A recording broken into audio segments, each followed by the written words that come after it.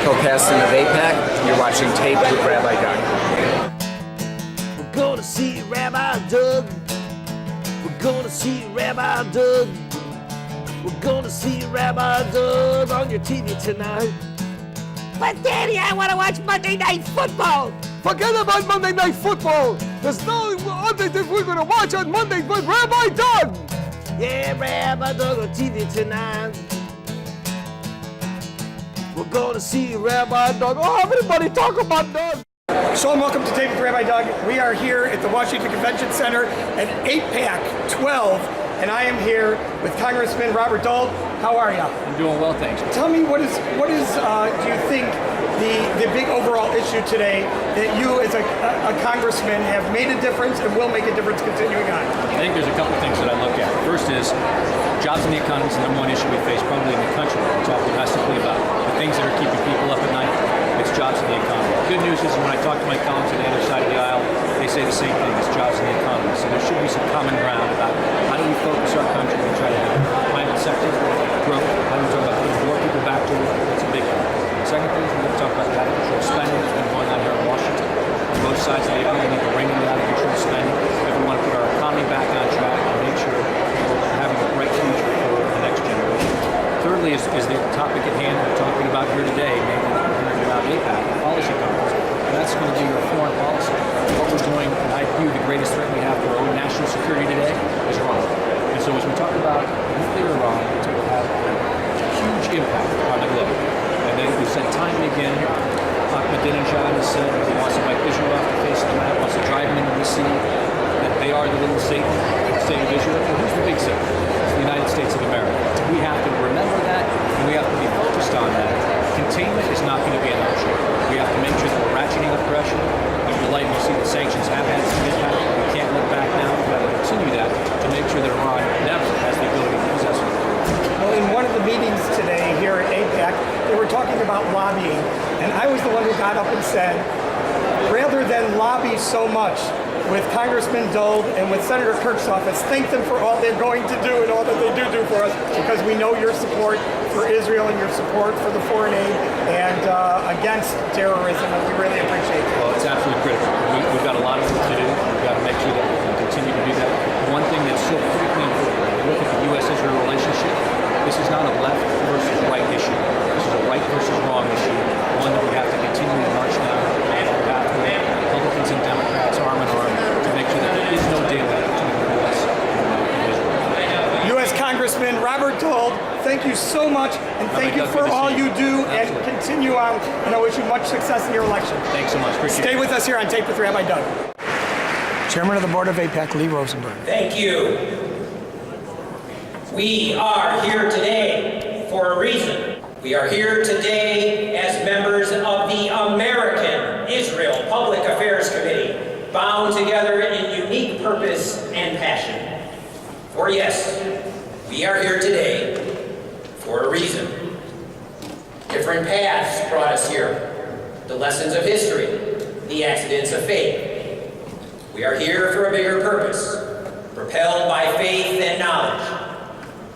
We are motivated by memory, inspired by those who sit among us and those who fought for our voice and our rights throughout history. We are here today for a reason. In just a few days, many of us here, along with Jews around the globe, will celebrate the holiday of Purim and read the story of Esther. We will hear the words that Mordecai spoke to his cousin as he encouraged her to stand up, step forward, act with courage, and speak truth to power.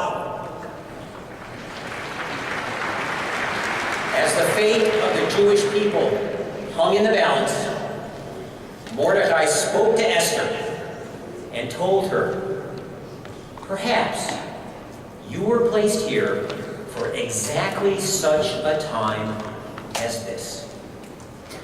Yes, good friends, we are here for a reason, placed here at this moment, at exactly this time of uncertainty and danger. We are here on this day to ensure the safety and strength of two great nations, America and Israel.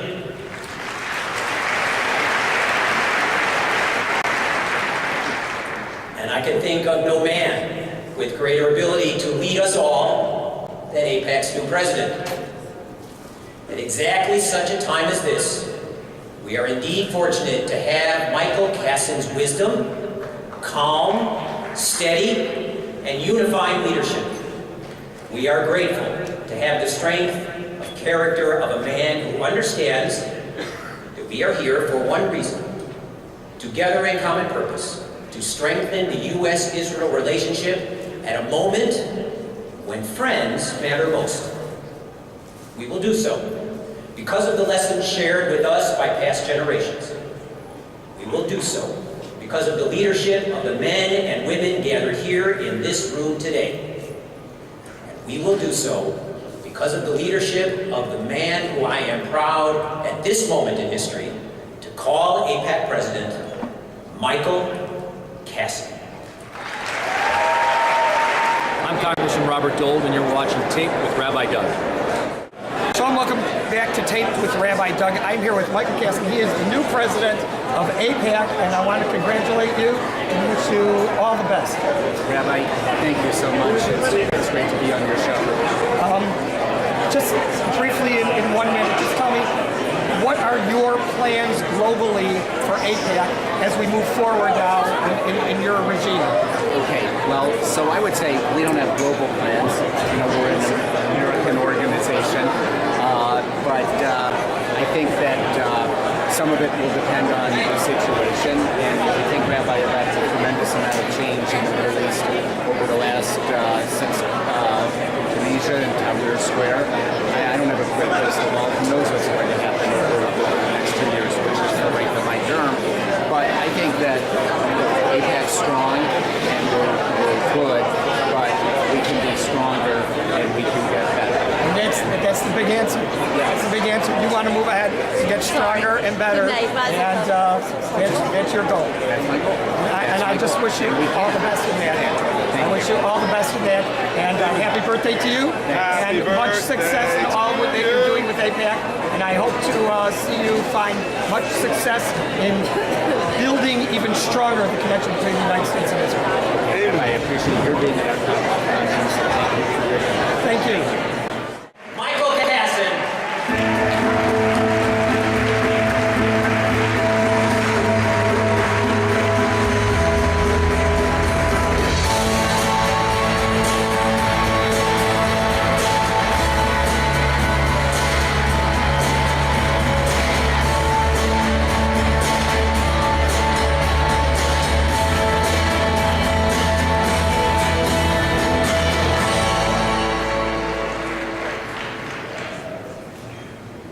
Thank you, Rosie. You are an outstanding leader. We are so fortunate to have your ongoing commitment and unfailing energy. To Rosie, to my colleagues on the AIPAC National Board of Directors, thank you for the confidence you have placed in me. Thank you for the opportunity to serve as AIPAC President and to work along your side. To AIPAC Executive Director Howard Poore, Managing Director Richard Fishman, and the terrific AIPAC staff, you are simply the best.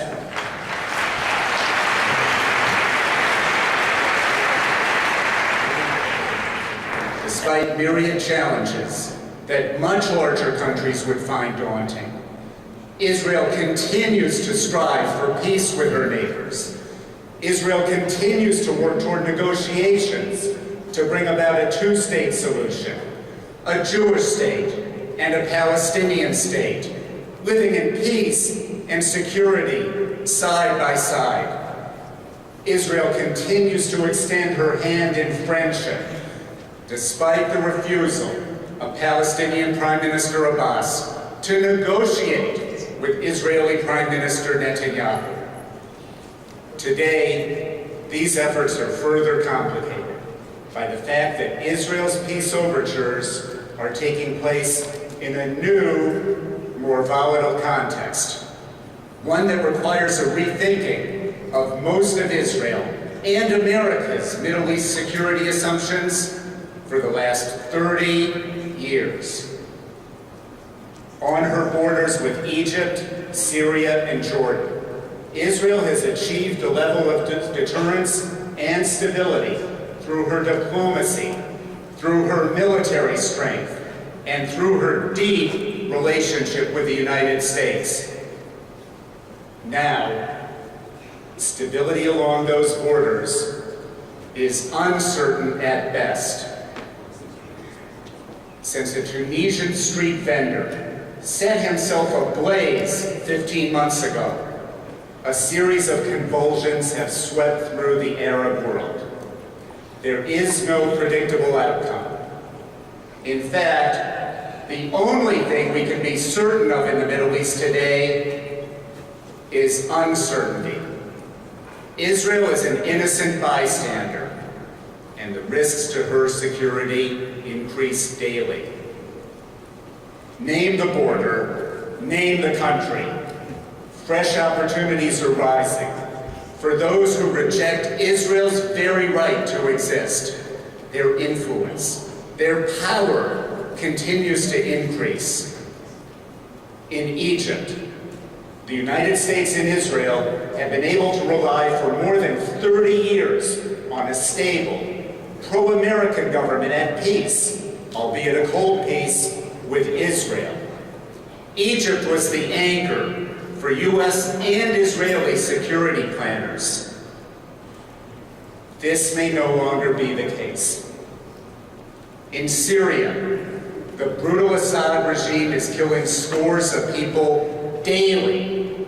A civil war has broken out. Observers now debate how long Assad will remain. In Jordan, the king has managed to stay ahead of the unrest, but the intense pressures on his regime continue to mount and could threaten the stability of this important kingdom. Meanwhile, Hamas in Gaza and Hezbollah in Lebanon rearm and re-aim. At this moment, experts estimate that somewhere between 60 and 70,000 weapons, just from Hamas and Hezbollah alone, sit perched on Israel's borders. And throughout the region, a total of 200,000 missiles, mortars, and rockets are pointed at a single shared target: Israel, a tiny island of stability in a turbulent sea. All of us are focused on Iran's nuclear ambitions, but I want to take a moment to express appreciation to President Obama for so clearly articulating this morning the profound threat that a nuclear Iran represents to America, for reaffirming his policy to prevent Iran from acquiring nuclear weapons, and for stating clearly that containment is not an option.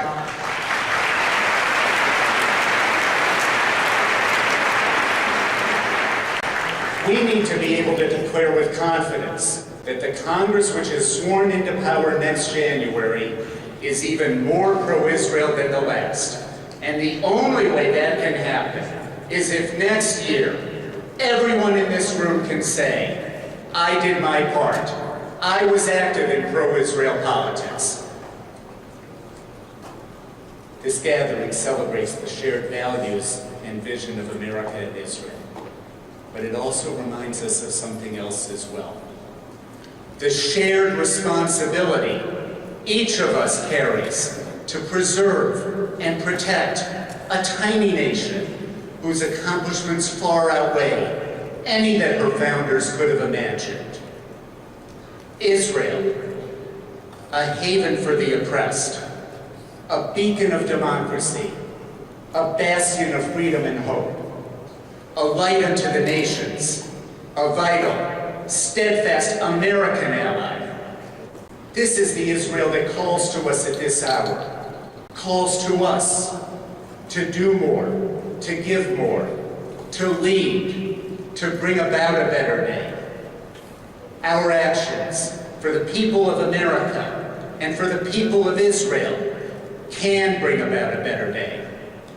And as I look out at this incredible gathering of dedicated and determined leaders, I know together we will succeed. Thank you.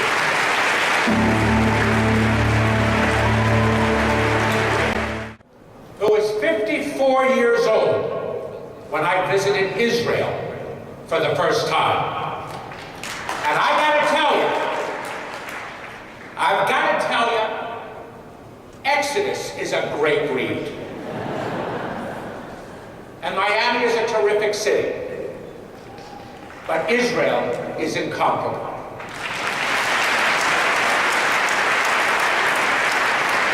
The energy, the beauty of the nation and the people cannot be put into words, as I realize they have to be experienced.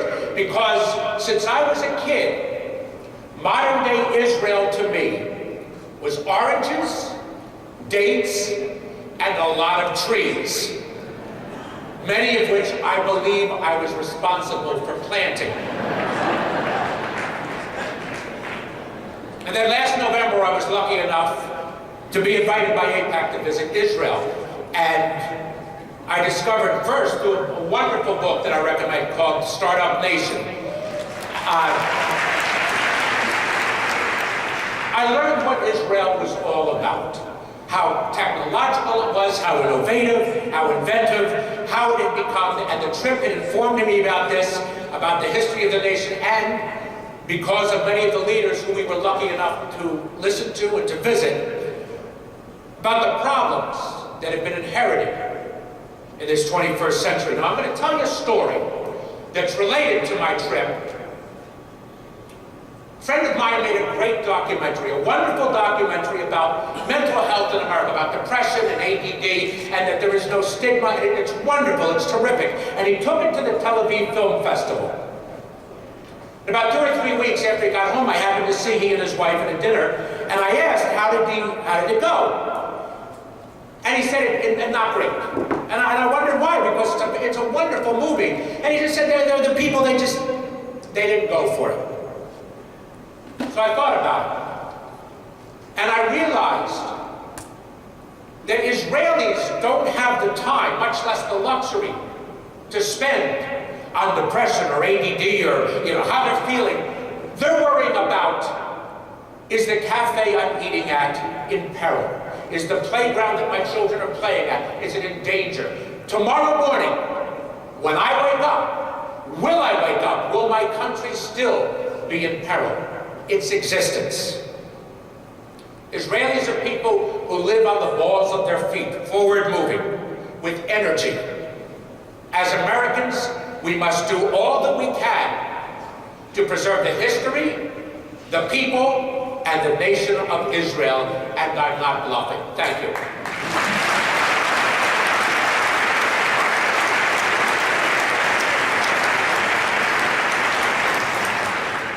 My name is Giancarlo Esposito. Good morning.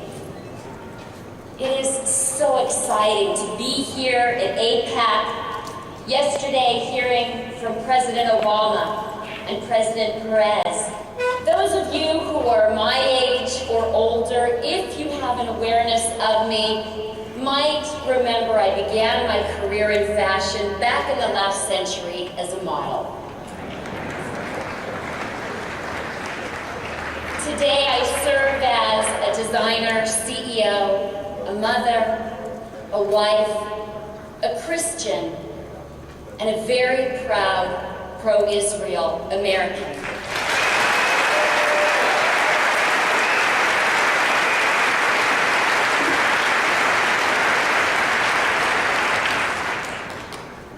It is humbling to stand before you. And since I've arrived, many of you very kindly have asked me, why are you here? I'm here to speak loudly to you and to the world with a personal testimony that Israel is not only a Jewish value, it is a cherished American value.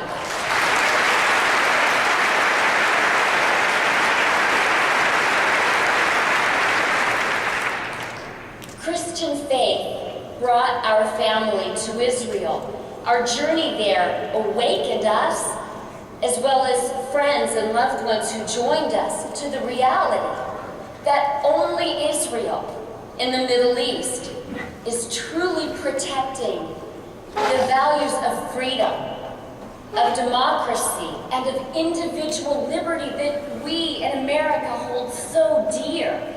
And that is why I know, as do all of you, that if Israel is not safe, no one in this great country of ours is safe.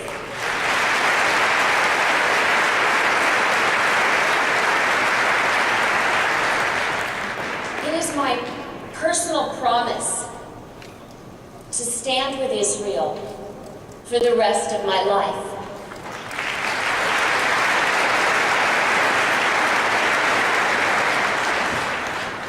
I ask you to please join me in that stand and to please make a promise of your own to the people of Israel.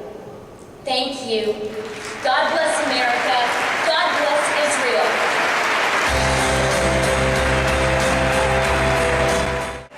United States Senator Joe Lieberman.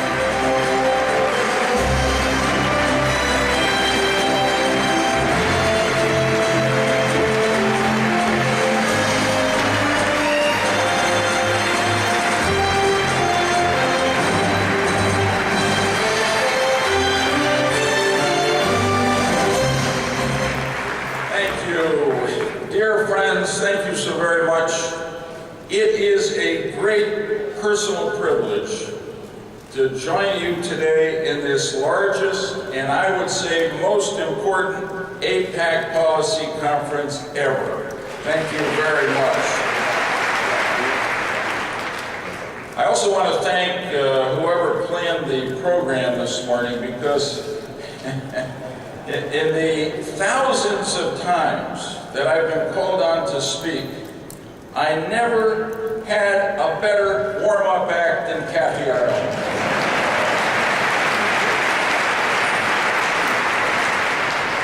Thank you, Kathy Ireland, and God bless you for all you do.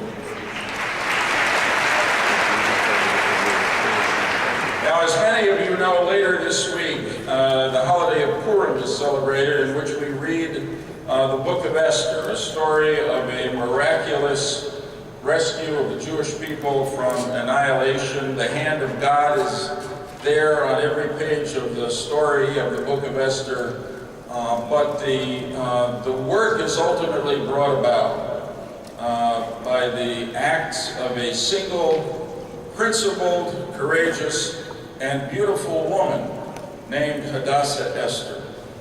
In this week, I would be remiss if I didn't introduce to you the beautiful, principled, and courageous woman I'm blessed to have as my wife, Hadassah Esther Lieberman.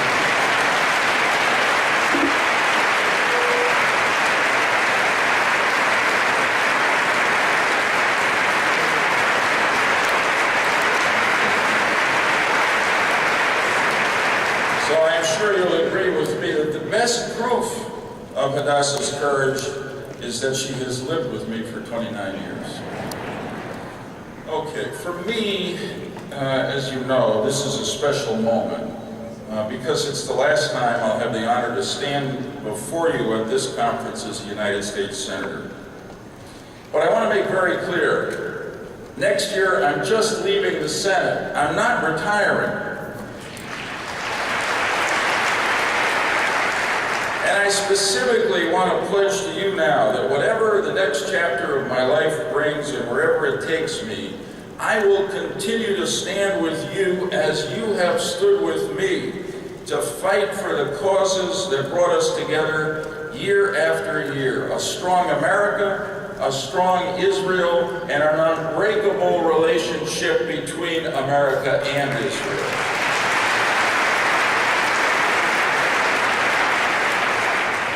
I've been fortunate, to put it mildly, to serve in the United States Senate for 24 remarkable years, during which time the world is transformed in ways that defy both prophecy and imagination. The fall of the Soviet Union, the rise of the internet, the 9/11 attacks. In the Middle East, we witnessed with a great sense of hope the Oslo Accords of 1993, whose promise, sadly, has yet to be realized. On the other hand, in 1994, Israel and Jordan signed a peace treaty which remains today a mutually beneficial model for the rest of the Middle East, Israel and Arab alike. In the 24 years, we've sadly seen 2 terrorist intifadas, and now, in recent times, the Arab world's historic democratic uprisings. Through the ups and downs, Israel, year after year, has grown more and more vibrant, diverse, and secure, and the U.S.-Israel relationship has grown closer and closer. The bond between our 2 great democracies and our 2 great peoples is deeper, wider, and stronger than ever.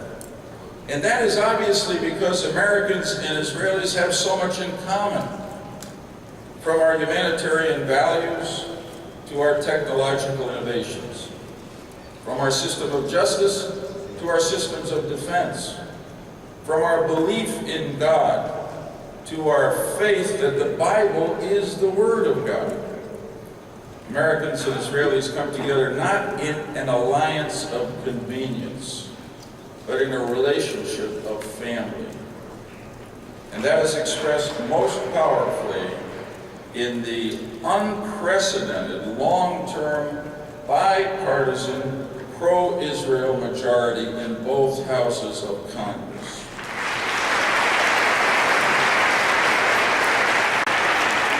But don't ever take it for granted. And I know in this room you won't, because even divinely inspired dreams need the work of steadfast men and women here on earth to keep them real and keep them alive. I will say to you, standing before this enormous and devoted throng, I am full of confidence that in the years ahead and in the generations to come, the work that you and I have been privileged to do together will go on. The dream will never die, and our destiny's call, which is for universal justice and peace, will forever be heard. Thank you. God bless you. God bless Israel, and God bless the United States of America. That's it for AIPAC 12, Part 1 here on Taped with Rabbi Doug. Glad you could be with us. Remember, if you want to send us an email, info@tvrabbi.com is the address. Or if you want to check out our website, www.tvrabbi.com, where you can also see our former shows on the web. You won't want to miss next episode, Part 2, here in Washington, D.C. at AIPAC 12. So hope to see you next time right here on Taped with Rabbi Doug. Shalom, everyone. Gonna see Rabbi Doug. Gonna see Rabbi Doug on the TV tonight. This has been a Taped with Rabbi Doug production.